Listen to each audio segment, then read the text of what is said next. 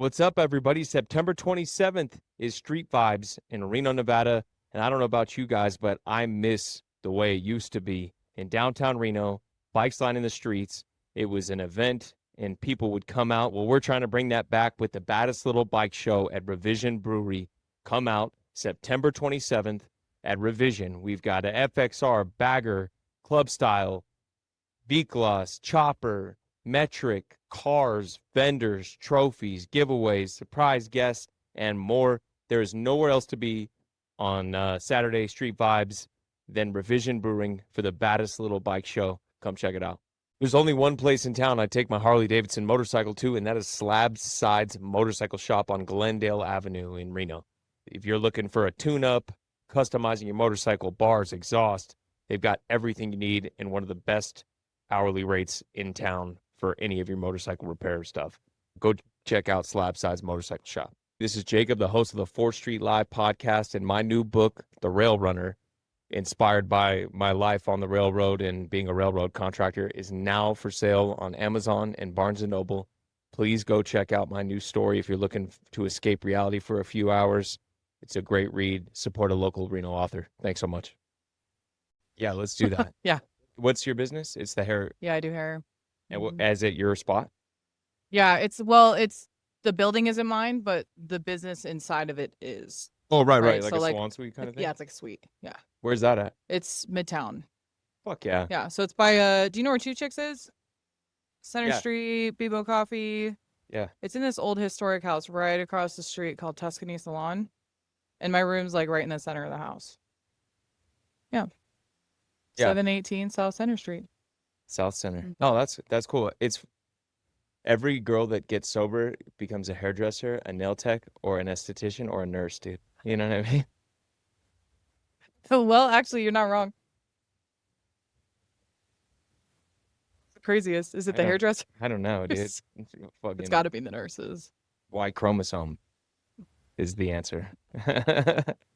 There's just a level. No, that's cool. That's cool. And we talked about that on one of the episodes, was like people are so much more likely to start businesses once they get sober because we have so much more time on our hands and we find out we're mad resourceful and we can do all this shit. Yeah, You know what I mean? and I'm a cash in hand person. Like, I want to get paid that day. Gotcha. Like, Yeah. I can't. What I've But learned, that's what got you into this mess. dude. Yeah, yeah. Like, I was so used to like selling and having the money and everything that I wanted right on hand same day that, like, I got sober and I would have jobs, like all retail jobs, right? Yeah. 3 months at a time. Yeah. That's it. Where'd you go Like, to school? I went to school at Pioneer Alternative High and I dropped out in my first month. Fuck yeah. Yeah. That's cool. Whatever. Yeah. Where were you supposed to go? I was supposed to go to Douglas High. I got expelled from not Washoe, Douglas County School District. Got you. So you're a Carson City kid. Gotcha. Yeah. Gotcha. And then I was a Gardnerville kid. And then I was back to Carson City. Yeah. And it just kind of like stopped there. Yeah. Yeah. I don't know. The kids in Carson were partying on a different level when I was a kid. You know what I mean? Yeah, dude. Because because at least there was shit to do here. They're so bored. They're mad bored. They don't have anything to Yeah, do. And they were like, that was like the first time I like had a dude like pull out a gravity bong in front of me. I'm like, you're like, what are the you fuck fucking doing, dude? Smoke weed. Just give me Like, the fucking joint, God dude. damn. Yeah, no, Gotta make it a mission, dude. we're you know? haywired. Yeah, I'll tell you a story later about what I used a bong for. It was crazy. Tell me, dude. I want to know. So this is one of my, I wouldn't say like I'm proud of it, but it's funny. So when I was living at the Frontier Motel when I was 18. Fuck It was yeah. probably like 6 months before I got arrested. And I would go over to the Glass Shack, which is a smoke shop over by Woody's Casino on Yeah. Carson Street. And I fucking bought this dab rig for my bong, and I took it home and I was like, dude, this is like a clean rig. I can like drop some dope on it. Oh, Yeah. okay. So I was like, Yeah. or some meth. It right? I already was looks like it is for smoking drugs. it's just made for that, right? So Yeah. I took my fucking bong and I put the bucket on it, and I took a rock like this big, and I heated it up and I dropped the whole thing on it. And I'm like standing on this like Yeah. ghetto ass table right in the hotel room, and I'm like, you guys watch this. I did that, and I was vibrating on like a sixth dimension frequency. Sick, So yeah. I was dope sick for like Put you 3 in a days, dude. different dimension. Yeah. Hell Never yeah. again did I do it. I That's was crazy. fucking sick. I got sober in 2014, and smoking weed was the hardest thing for me to stop doing. Of everything, how crazy is that? But smoking weed was hard for me to stop. And it was like the muscle memory. It was like all the shit. You know what I mean? It was like rolling The joints, ritual. the ritual, Yeah. dude. You know. And then I remember right as I was getting sober, that's when vape pens were coming out. I'm like, fuck, I didn't get to try that shit. But then, and then I seen one of those rigs, those dab rigs. Yeah. I'm sure they were out. I just never seen one. It was like a year into sobriety, and I seen somebody pull out one of those fucking things just to smoke a bowl, and I was like, that's fucking ridiculous. It's exquisite. That looks like crack. Yeah, you're looking at it and you're like, is that a fucking quag? Yeah, You know, like what is this? yeah, like you're getting fucked up on that thing, whatever you're doing. Yeah. Yeah. No, I was definitely envious of that. Was like of all the things, I was envious of like vape pens. Yeah. And fucking never getting to try one of those. Well, just a discreet. I mean, I hadn't even heard about vape pens until after I got sober, and it's just so discreet. And I was like, that's what I liked. Yeah. Dude. Yeah. And That then would it have got been legal. so nice. Yeah. Yeah. It was like, And it got legalized. I was Yep. like, man, this is bullshit. yeah, for sure. I want to smoke weed freely, you know? How long were you sober when you when you started your own business? Yeah. So, my first job when I was sober was a Sally's Beauty Supply. Yeah. And I was like, dude, I love this. Like, and I was giving people advice that I knew nothing about, right? But like, you know, I went through the whole like seeing emo phase when I was a kid and dyed my hair all sorts of crazy colors with like the splat box dye. I don't recommend it. But yeah, so I was like, okay, and I got this idea in my head. I want to do hair. And I didn't get there until 2020. I was working warehouse jobs and retail jobs. And then I was working out at Tesla at PPG doing like the powder coating and stuff for the battery tubes. You were? Yeah. Cool. Yeah. And then I got laid off because COVID hit and they didn't need the employees. And then I was like, well, I guess I'll just sign up and go to school. Yeah. Right. And you know, Jack, he was like, yeah. I mean, he was making, it was crazy. It's crazy how expensive it is now, but he was making $20 an hour. Our rent was under $1,000. And it's crazy to think how that was not that long he was ago. like, yeah, go to school. Yeah, we got it. Yeah, go to school. Yeah. It's all good. And he paved my way. And then of course I had a job working nights because I was like, I can't just go to school. Yeah. Like I have to work. Yeah. I have to provide. And even though like my jobs only lasted 3 months at a time, I was always working. Yeah. So it was just like, okay, this place is dumb. Let me go to the next retail place. Yeah. My last on paper job doing retail was at Lowe's, and I got fired for yelling at a customer over the paint counter. Yeah. And I was like, all right, I'll take that as a sign. And Yeah. and then I just finished school. Yeah. Went on to barber school. So I did cosmetology school, went on to barber school, and then worked for the same company that I was going to school for, and then got an educator's license, worked at a franchise, and then worked my way into owning my own business. That's fucking Yeah. dope. So it was all just like do. And I've done that consistently so I've been doing hair, if you want to include the school time, for 5 or 6 years now. Yeah, but you own your own spot. Yeah. That's really cool. Yeah, and I'm fully self-employed now. I don't have like a second job to keep me afloat while I build the business. Yeah. I got fired from 6 businesses in sobriety. Yeah. And I was like, damn, am I doing something wrong here? You know what I mean? Yeah, Because I you're kept like, getting fucking fired. it's but their I was fault. sober. Yeah.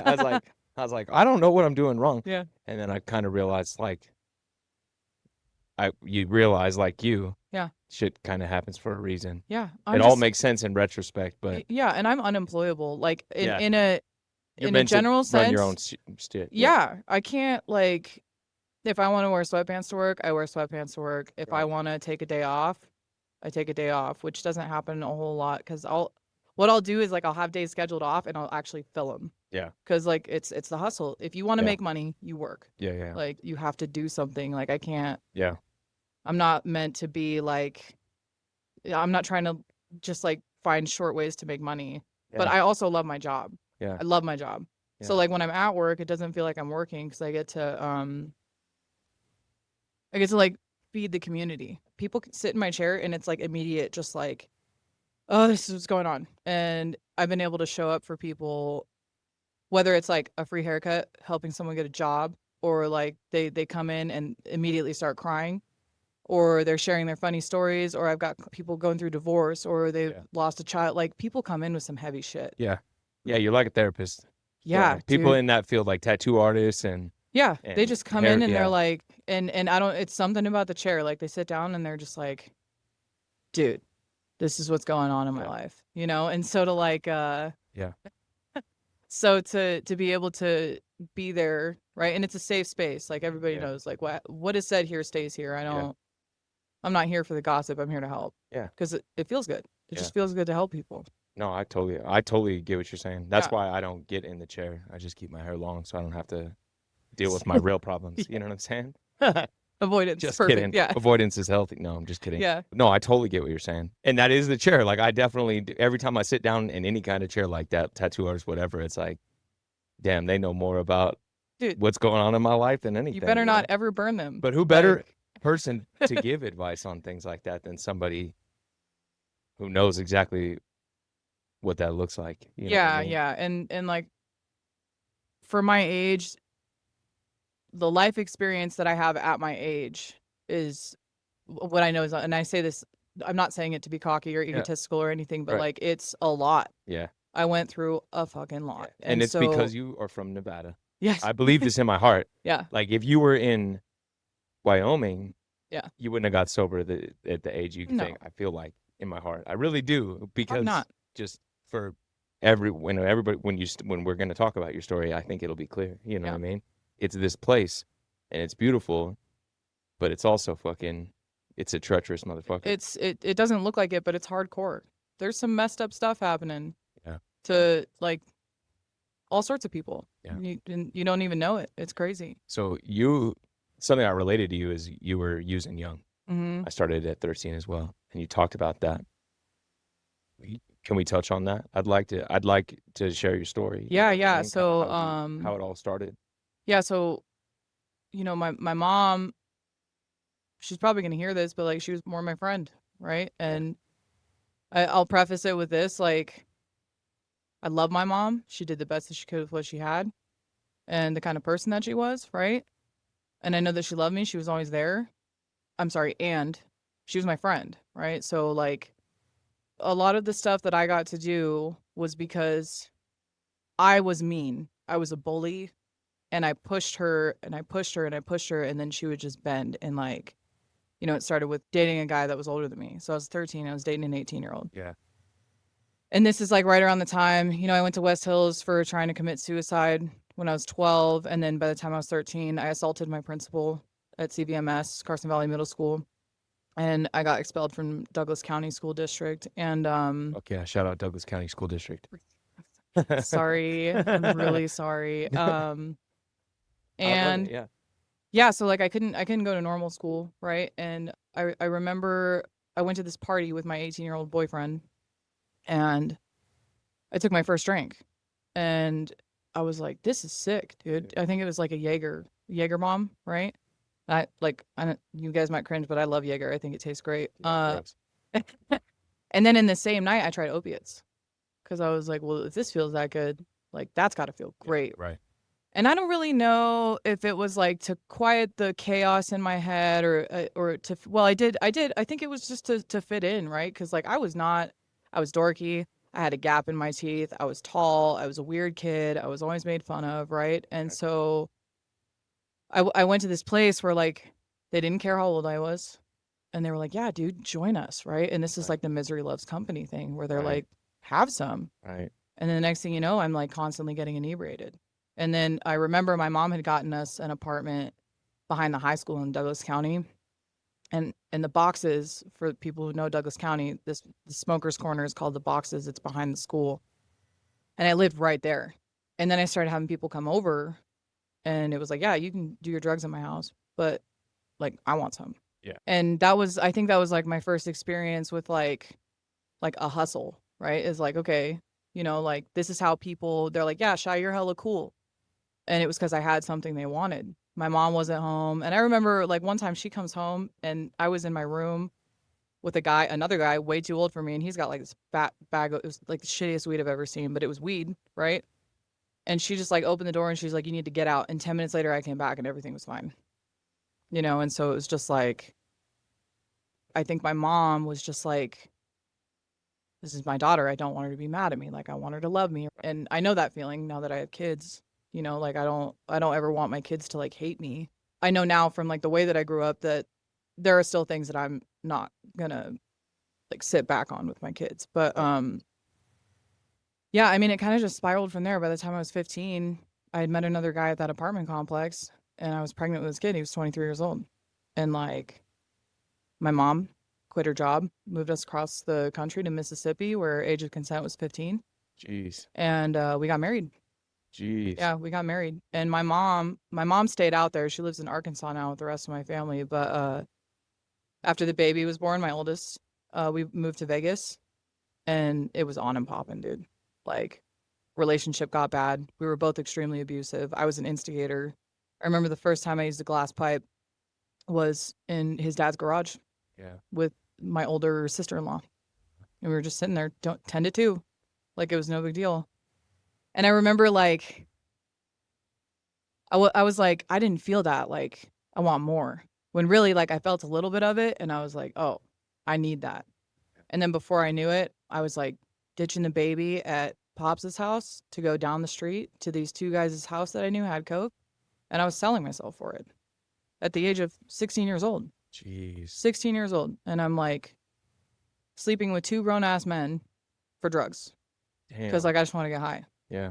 You know, and like my husband, he's working and you know, my ex-husband, he's a good guy. He just hasn't gotten sober yet. Right. But he was doing his best and we were both just sick. Dude, we were so sick. And eventually, I think it was April of 2017, I called my sister-in-law that lived here at Gardnerville. She brought me back to Gardnerville and my daughter. And that was when I decided, okay, I'm probably gonna split up with my ex-husband. But then it was like, okay, cool, like I have my kid now that I can leave here and go seek out other things. Yeah. And then, you know, fast forward, I think like 4 or 5 months later, the ex-husband comes back to town. He shows me a Connect, and I'm showing up to the Connect's house every 20 minutes for a sack. And he's like, dude, you can't keep coming here like that. Yeah. Just take this and bring me back X amount of dollars and I'll re-up you. Wow. And then like, boom. Yeah. You're selling to get high. I was selling to get high.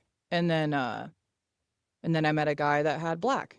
Yeah. And then I met a guy that had coke. Yeah. Right. And it was just like, dude. And then if I didn't have money, I'm a cute girl. I can just sit on the side of a nice guy and steal his shit. You know, it was whatever I could do. Yeah. To stay high on anything I could do.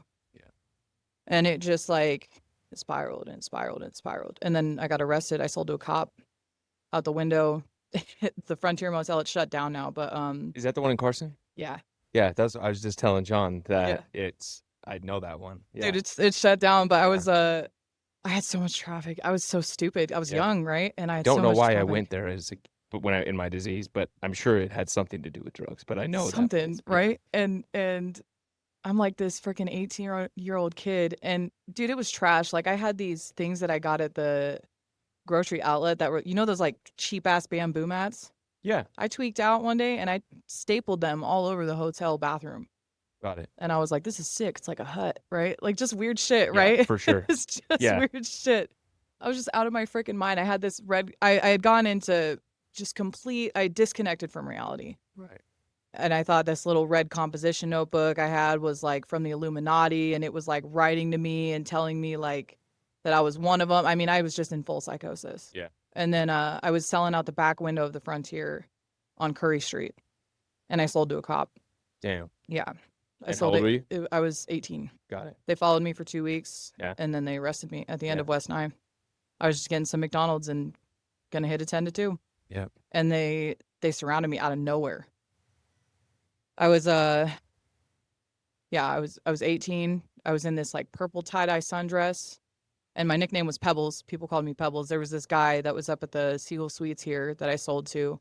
And the first time I walked into his hotel room, he called me Pebbles because I used to put my hair up in this bun. Are you talking about? Oh, Seagull Suites. Yeah. Mm-hmm. Yeah. Seagull Suites. And so he started calling me Pebbles, and I was like, yeah, I'm Pebbles, right? It's in my arrest report as my alias. But yeah, I was selling and I was running amok. And then all of a sudden, like, I only ever carried half a gram on me when I was in a vehicle. And I was pulling to the end of West Nye after getting a drink from McDonald's, and I was going to smoke a bowl. And the next thing I know, there's like cars everywhere. Put your hands on the roof. Yeah. Like you're under arrest. And I remember, like, I didn't know anything about the law, right? It was my first encounter with the police or charges or anything like that. And I'm like trying to reach over with one hand on the roof of the vehicle, and I'm like, close the glove box so they don't see what's in there. And Right. they brought a dog, I got arrested. Yeah. And then I was in jail. I had 9 felonies, trafficking across state borders, possession of GHB, amphetamines, paraphernalia, Yeah. all the fun stuff. They didn't get me for driving without a license, though, which was cool. That is cool. That was really cool. I skated You're by right. that one. You're right. I was like That sick. is a cool thing. I was like, yeah. Yeah. Yeah. I mean, it made life easier when I got sober. But yeah, I got put in drug court. And, my daughter, she had been taken back to Vegas. And like, as a parent and I had my child, and I'll say it, I'm not embarrassed by it anymore because I'm a good mom. But like, I would set my daughter's crib by the window of the room where I was sleeping, because I thought if I opened it, then like all the meth smoke would just and the pills that I was smoking, shit would just go over her and like out the window. And I would like smoke in the closet, and I just like left her behind, dude. I wanted nothing to do with being a mom. I understand. Yeah. Like I was completely disconnected. I didn't, and like coming back from that in the last 7 years and bringing her home has been hard. Like she came home and I was like, I don't even know if I want this. Right. Cause like I was a young kid. You were a child. I was yourself. a child having a child. Yeah. Married to an adult, and doing, and in my heart, I believe that I loved that man, and I believed that we were going to stay together forever, but I didn't understand any of it, right? I believed it, but I didn't understand it. And yeah, like so just to like I think about that all the time, just like leaving my kid behind. And now today I'm like, I could never do that. Like that's my heart and soul. Yeah. And my youngest too, like couldn't even fathom it. And it's taken a long time to like rebuild that motherhood in sobriety, to be like, okay, I do want this. I do want to be a parent. And yeah, like, yeah, it's hard to love something when you don't love yourself, right? Dude, yeah. And like I have fought and fought for a connection with my oldest.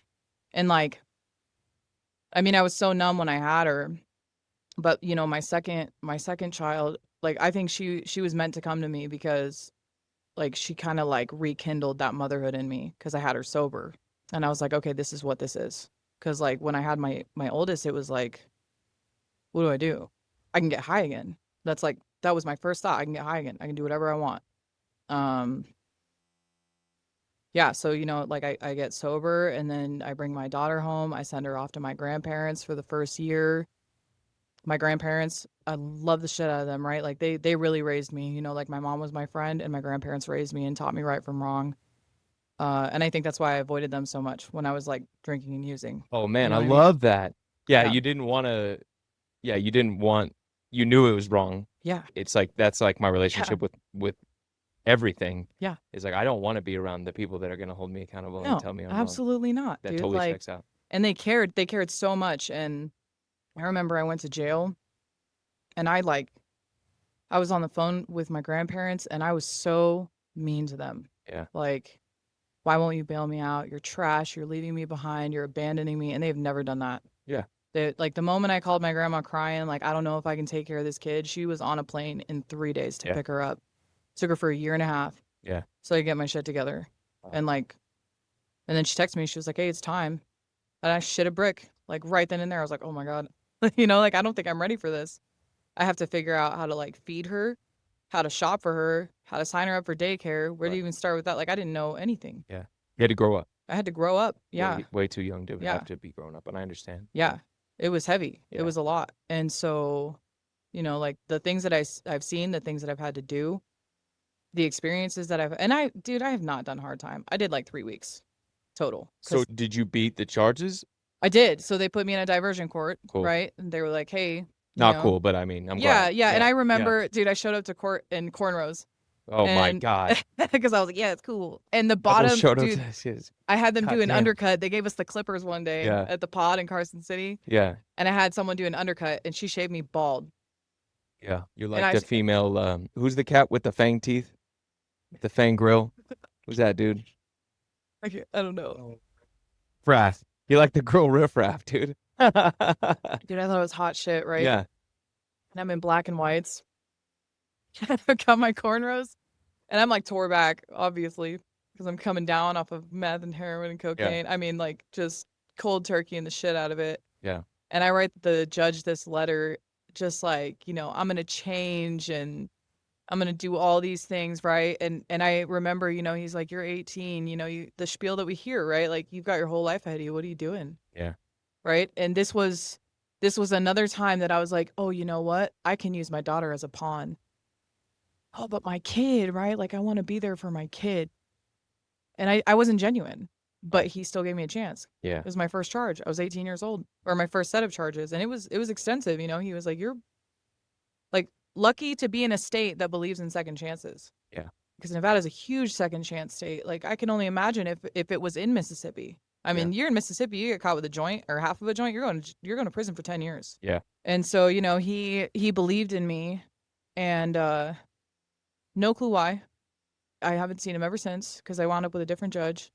There was like a judge and an entire team of people that it was their job, and they were like working to help me. And at first I was like, no, I'm going to use this to get my felonies. Most of my felonies were dropped to gross misdemeanors, and then some of them were just expunged. And I was like, I'm going to use this, and then I'm going to drink and smoke weed normally because that was never my issue, right? Like, Right.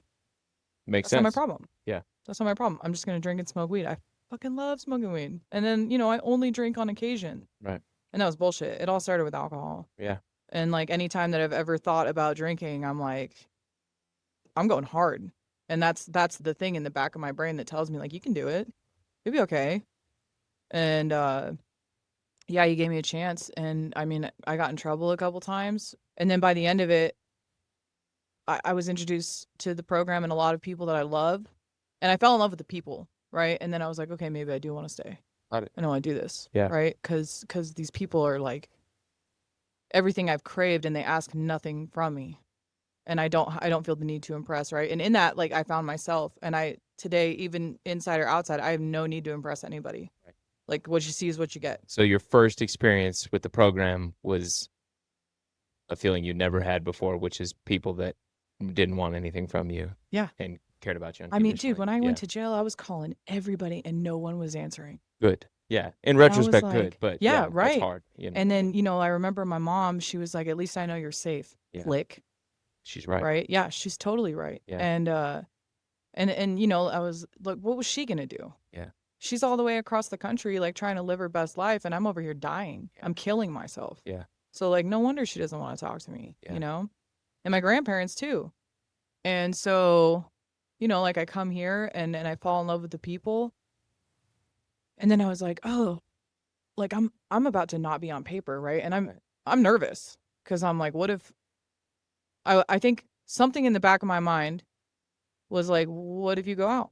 Because like what you see in a lot of like recovery programs, diversion courts is like you see people just like fly through this program immaculately. I hear you. The day they graduate, they're gone. Yeah, for right. Sure. And some of them die. Yeah. And some of them stay out for years. Some of them get arrested again. Some of them get a 25 to life. Like and I was thinking about that, and like, is that what I want to do? And then I remember stepping out of that courtroom, and they give you like a certificate, and they actually give you a chip, and I still have my chip from that court. And nothing changed. Yeah. Nothing felt different. There wasn't something like tugging at me, telling me to go drink. And like I've been sober ever since. I'm 25 years old with 7 years of sobriety. Yeah. I just turned 7 in July, and it changed my life. It has completely altered the direction of my life because I've seen where it goes. I know exactly where it goes. Yeah, we've had too many friends die. Too many. And that's on my worst days sober. Those are my reminders. Yeah. That I know it won't get better for me. You know No. what I mean? I know that's what's destined for me. Well, and especially like it's And I'm not saying it was any better before, but like the stuff that's out there now, like you never know. Yeah. You're just rolling the dice every single time. Yeah. No, that's Sketchy shit, It dude. is sketchy. I'm And I not. never tried that either. Yeah. Just kidding. And Just kidding. Don't it's try it. don't try this at home. Yeah. And like, You're right. yeah, just it's not worth it. Yeah. It's not worth it. No. And I remember during my drinking and using like that, I just felt like I felt disgusting, right? And I wanted to die, but I didn't want to kill myself, right? Like I was just hoping like maybe I'll just do enough to where I just like don't wake up. Yeah.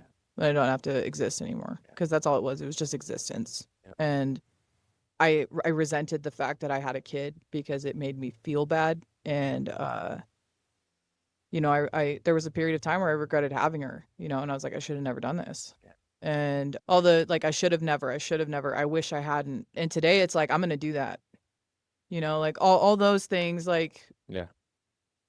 not to sound cliche, but it makes me who I am today. Right. And I've got those experiences and in that, like, I've been able to help like adolescents, Yeah. you know, like kids, children that Yeah. are like going through this 13, 14, 15, 16, like Yeah. they're babies, dude. And like, Is that at the children's cabinet up there? Is that no, just like, you know, I've had people like, hey, people know that I got sober young and that I've maintained. Yeah.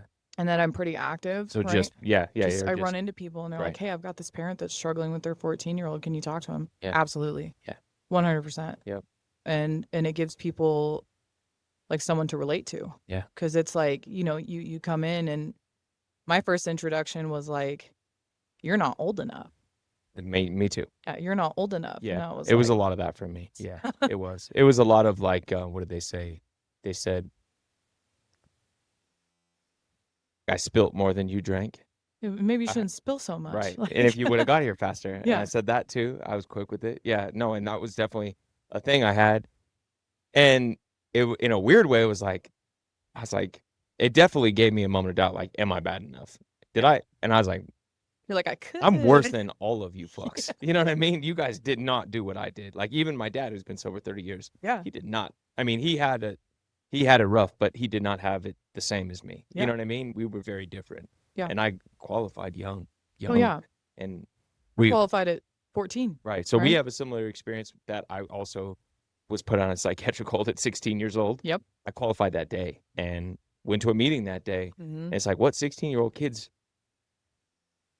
are qualifying that young? You know what I mean? Right. And if they don't have some kind of fucking problem. Well, and it's far and few between that you see people young coming in like that because like we're convinced there's like a Yeah, the great obsession.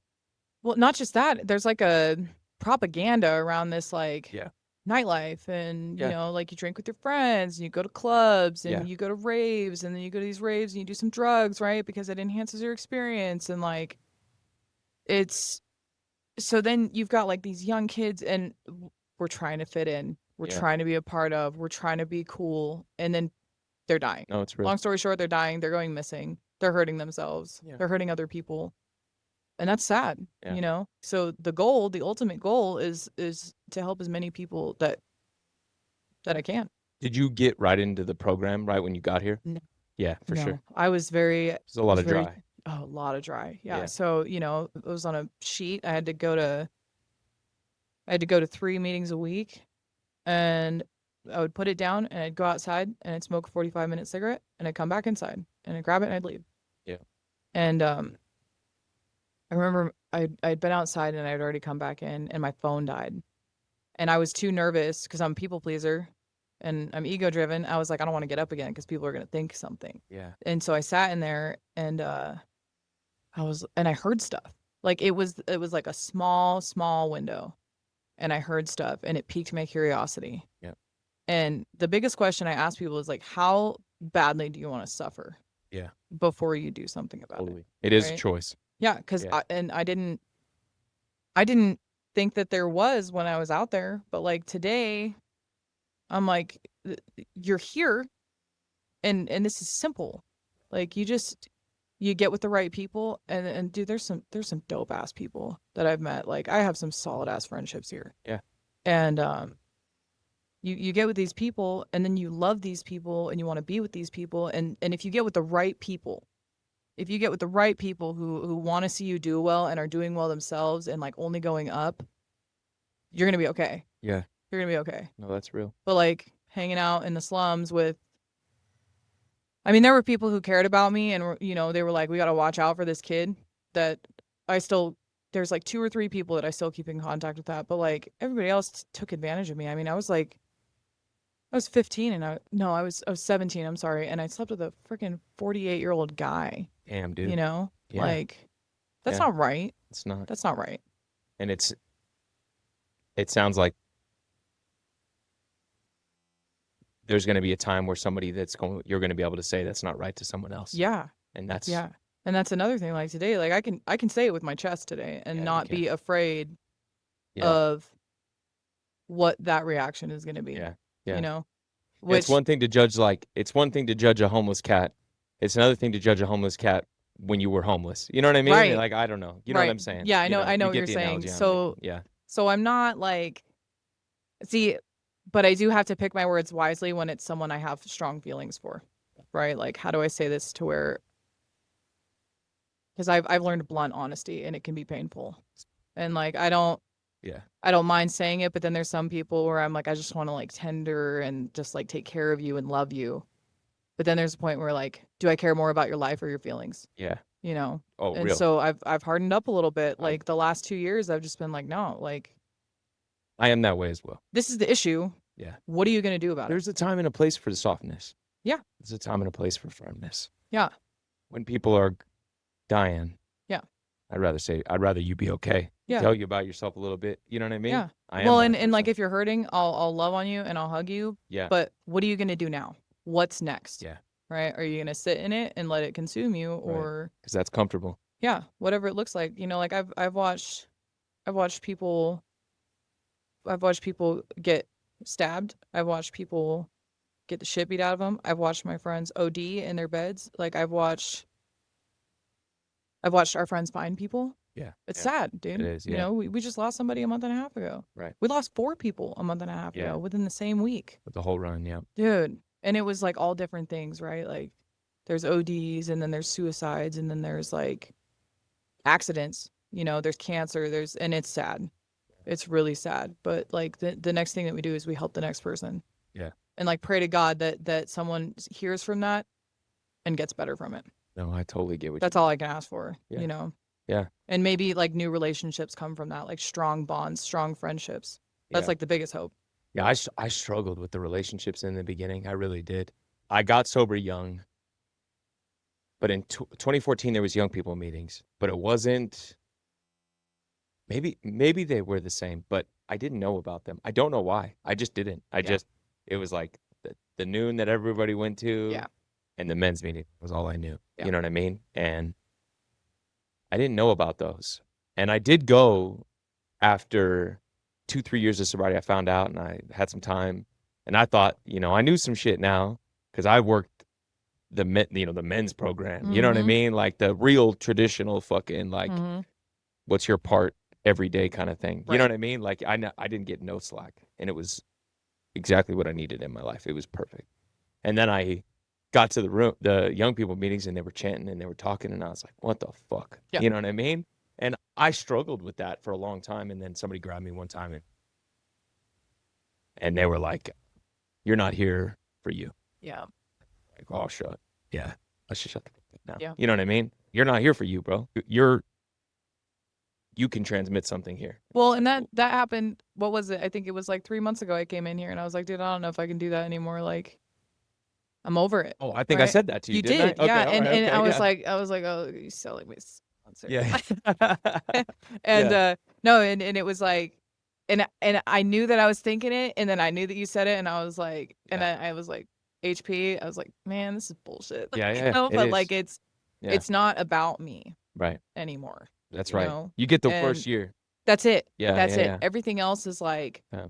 my frontal lobe thinking has to be, what can I do for somebody else that I'm not seeking benefit Right. out of? Yeah. That's the key. Yeah, no reciprocation. Am I doing this to feed my ego, Yeah. to be dishonest, to take advantage. What am I doing this for? What are my intentions when I help somebody? So, if I just go to, I'll go where I need to go because they need, and right in the, like I said, no ego, but like in the best way possible, they need people with experience in traditional way of thinking. Yeah, for right? sure. I think it's important to get all the facets. Yeah. It's And I've got love for like all of it, right? Right. Like the young people coming in and then the older people teaching us and then the Right. young people becoming the older people totally. Yeah. and the consistency and then the more I stick around, the less I know. I like this Yeah. year I am learning so much Yeah. and dude, it's epic. Like Yeah. why would I want anything else? Yeah. My problem was when I was coming up, it was so cliquey, Yeah. which is good. It's good. That's not a bad thing. Yeah, That's you a have good your thing. friends. It should be cliquey. Yeah. And I don't care what anybody fucking says. That's a good thing. But I was too young for all the men's meetings, right? So they were all golfing and I didn't want to fucking golf. And then I got to the young people meetings and they were all doing whatever the young people meetings do. And I was like, I didn't want to fucking do that because that sounded dorky. You know what I mean? And I was like, and now I think it's cool. Yeah. But it's, and it was like, I didn't quite have the tribe that I felt like was there. And then my sponsor was like, then cultivate one. Yeah. You know what I You mean? make your own. And that's all we've tried to do since. Mhm. You know what I mean? I'm not saying that I cultivated, but starting a meeting where bikers could come and feel like they could talk about their fucking feelings, you know what I'm saying? And not feel judged, you know what I mean? And still be men. And like, that's all I wish I would have had. Yeah. And just like you said, the only thing I get out of that is just another day for myself. You know what I mean? Yeah. Well, and like I crave safety. Safety right? too. Like I'm always craving safety and like a good place to go and in relationships, right? Like I said, I'm a people person. I am not an isolator. Yeah. Like if I'm isolating, it is not good. But there was I was like searching for so much companionship that I was like finding the wrong ones. Right. And like not everybody around me is well.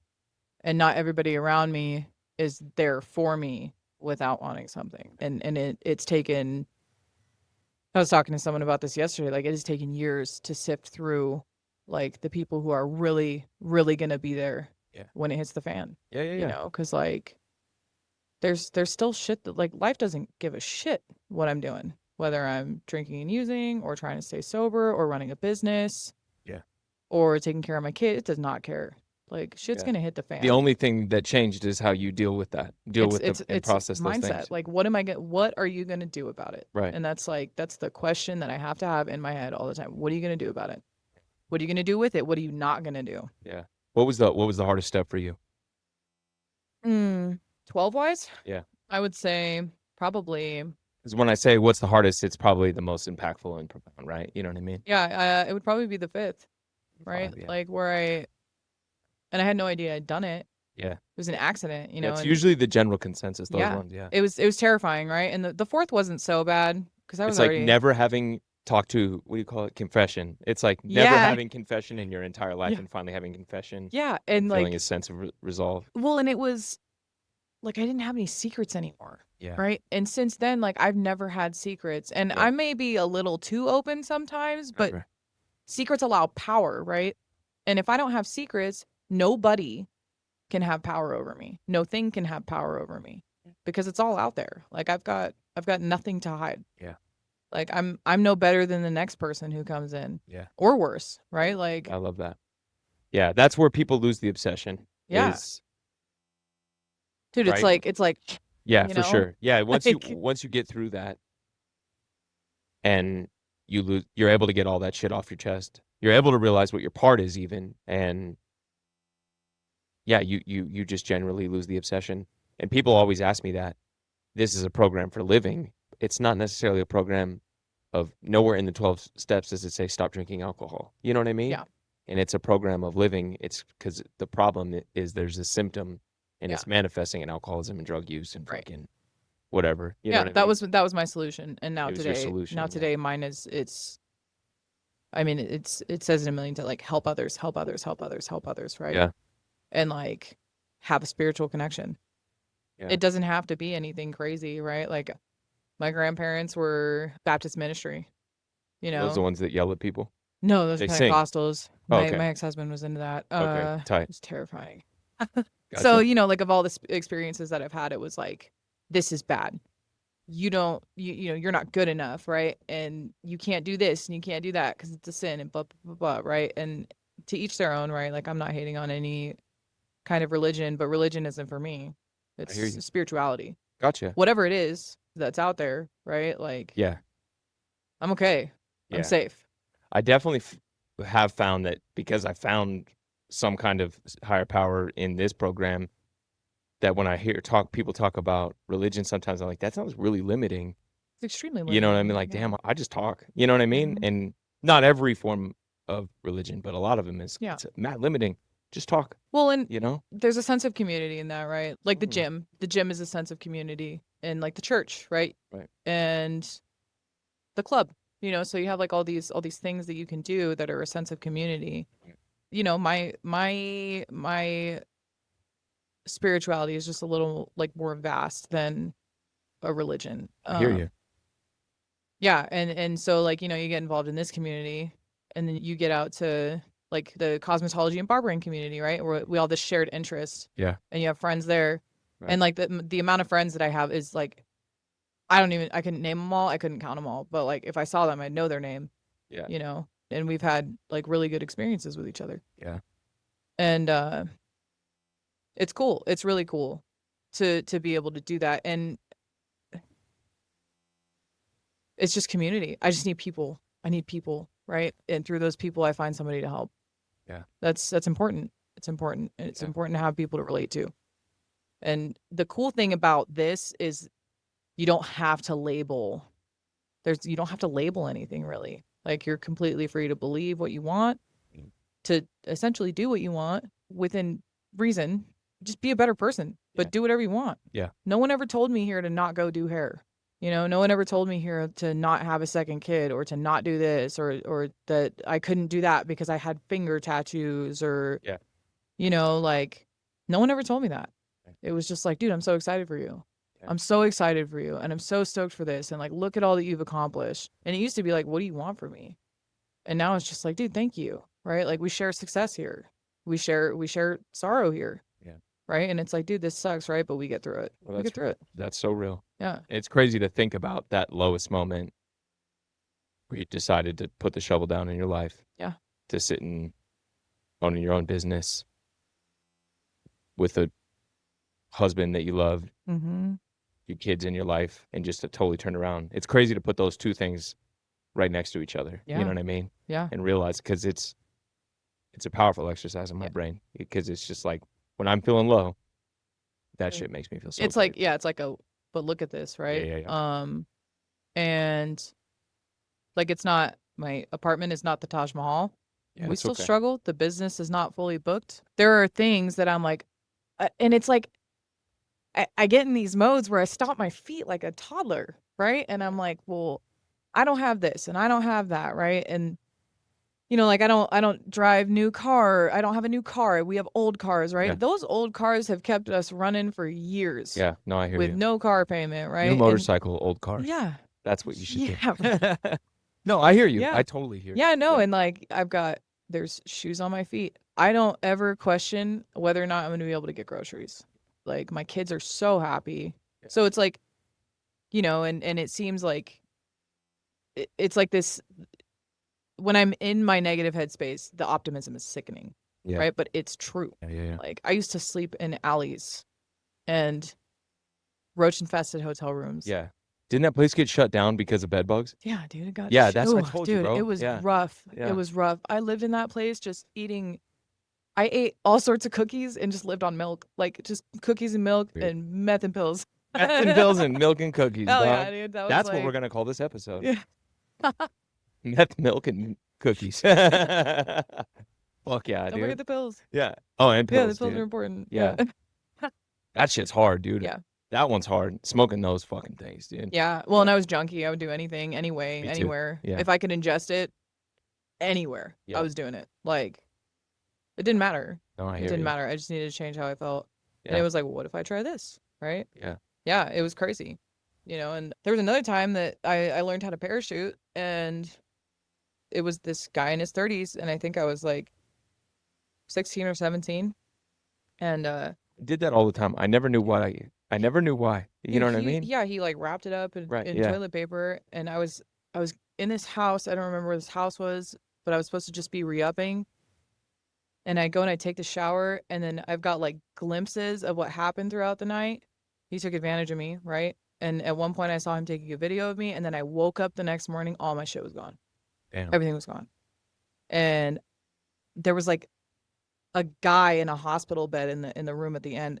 No clue who he is, right? Well, Just waking up, and I'm like, and I was so numb to it. Like today, if that happened to me, I would be at my wit's end, right? yeah. And I got up and I found some clothes and I left. And I went back to where I was staying like nothing happened. Yeah. And it was crazy. I was like, I called my all my shit got stolen, my bad. Yeah. Like I lost it. Yeah. And it was just like, okay. I think a lot of what changed is you found that you're not a doormat and you Yeah. have value. You know what I Yeah. mean? I think that's a huge And there's part. a piece of humanity that was missing that was restored. Right. And it was just like, because there was no self-worth. So it was like, oh, this Yeah. happened, right? Yeah. At least I'm not pregnant. Like just something like that. Just like Yeah. not even thinking about the brutality of what that life had for me. No, I totally It's understand. crazy. Yeah. Do you have any recommendations for any young lady or any guys, anybody struggling with this disease right now that might be listening to what you have to say? I think my biggest thing is just like the thing that I suggest the most is like if you're struggling, find a place to go and find somebody and give this a shot for a year. Yeah. Just 1 year. Like Yeah. it flies by. But like if you're not having a killer time, by all means, see you later. But Yeah. I gave it 1 year, whether I was on paper or not. I gave it a year and shit changed. Yeah. And I wasn't even trying. Yeah. Right. And like now I'm trying and I'm like, Yeah. over the moon. Yeah. Over the moon. Yeah, it's crazy that there's a life beyond your wildest dreams just on the other side of you putting all the bullshit down in your life. You know what I Yeah. mean? And I'm grateful that I got it young.